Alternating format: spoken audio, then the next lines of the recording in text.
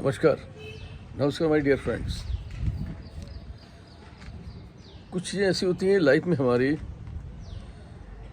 जिनको सीखने में कभी कभी हमें बड़ी समस्या आती है या हमको सिखाने वाला कुछ बेहतर करता है, कुछ ऐसा करता है कि मुझे समझ में भी नहीं आता और बहुत सारी चीज़ें अपने आप मेरे अंदर आ जाती हैं। और मेरा भी एक छोटा सा प्रयास रहता है, ये प्रतिदिन आपके लिए प्यारी प्यारी सुंदर सुंदर कहानियाँ, तो प्रेरक कहानियाँ मैं लेकर के आता हूँ। और सिर्फ इसलिए कि कोई ना कोई तो है जिसको इनकी ज़रूरत है और कोई ना कोई ऐसा ज़रूर होगा जो इस पर वर्क करना शुरू करेगा या इससे प्रभावित होगा, प्रेरित होगा और अपनी लाइफ को बदल के रख देगा। और अनजान व्यक्ति ही कोई जब इन कहानियों से प्रेरित होकर के अपनी लाइफ में जरा सा भी परिवर्तन लाता है या लाएगा, तो आप ये मान के चलिए बस मेरी कहानियों का असली पारितोष वही होगा। प्रतिदिन हर सुबह ये प्रयास रहता है मेरा कि आप तक अपनी शुभकामना संदेश भेजूं। खैर, आप बात करते हैं एक बहुत प्यारी सी कहानी के लिए। एक बार की बात थी कि एक छोटा सा परिंदा जो है वो अपने परिवार से बिछड़ जाता है।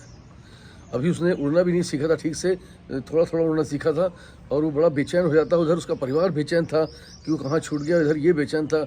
बड़ी मुश्किल से बार बार उड़ता था, गिर जाता था, फिर थोड़ा सा उड़ता था, फिर गिर जाता था। इस तरीके से प्रयास कर रहा था लेकिन प्रॉपर नहीं उड़ पा रहा था क्योंकि पूरी तरीके से भी सीखा नहीं था। दूर जो है एक परिंदा अपने मित्र के साथ जो है ये चीज़ देख रहा था। फिर देखने के बाद वो आया, क्यों? उसने कहा कि बड़े परेशान दिख रहे हो। छोटे परिंदे से पूछा। उसने कहा हाँ मैं थोड़ा सा परेशान हूँ क्योंकि मैं अपने परिवार से बिछड़ गया हूँ, मेरा परिवार निकल चुका है, मुझे अपने घर तक जाना है।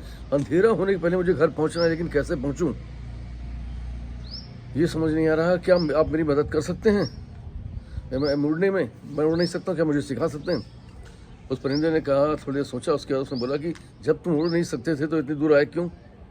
हैं, ये गलत बात है। जो उड़ना सीखना चाहिए, प्रॉपर इतनी दूर निकलना चाहिए। और इस तरीके से बातें कहते हुए उसने जो है कहा देखो मैं उड़ सकता हूँ इसलिए आया हूँ।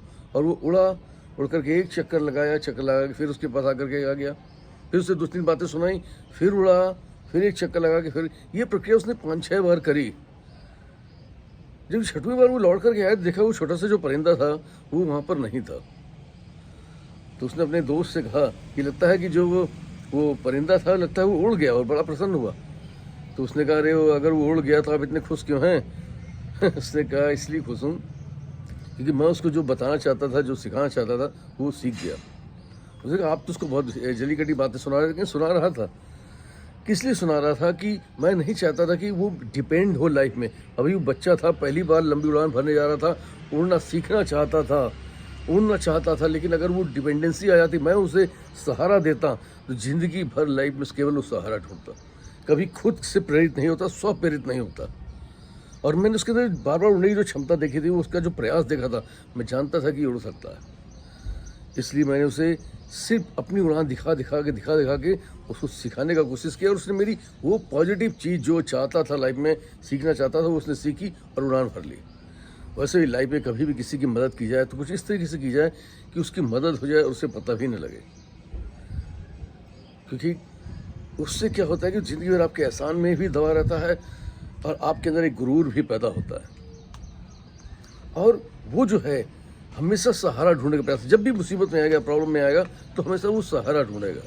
कभी इंडिपेंडेंट नहीं होगा, आत्मनिर्भर नहीं होगा। और व्यक्ति को जो है संघर्षों में जब डाला जाता है तो धीरे धीरे से आत्मनिर्भर होता है। यह आत्मनिर्भरता आपके अंदर तब आती है जब आप स्व प्रेरित होते हैं, आत्मा से प्रेरित होते हैं और स्वयं के अंदर की जो शक्ति होती है उस शक्ति को आप पहचानते हैं। लाइफ में अपनी शक्तियों को पहचानने का प्रयास करिए। निश्चित तौर पर वो सारी छुपी हुई शक्तियाँ जिनकी ज़रूरत आपको अपनी लाइफ में है, वो आपके पास है, बस उभारने की जरूरत है। Thank you very much everybody. I love you. और फिर मिलूंगा किसी प्यारी कहानी थोड़ा सा आपको दोस्तों समझा। तब तक के लिए नमस्कार। अपनी शक्तियों पर गौर करते रहिए।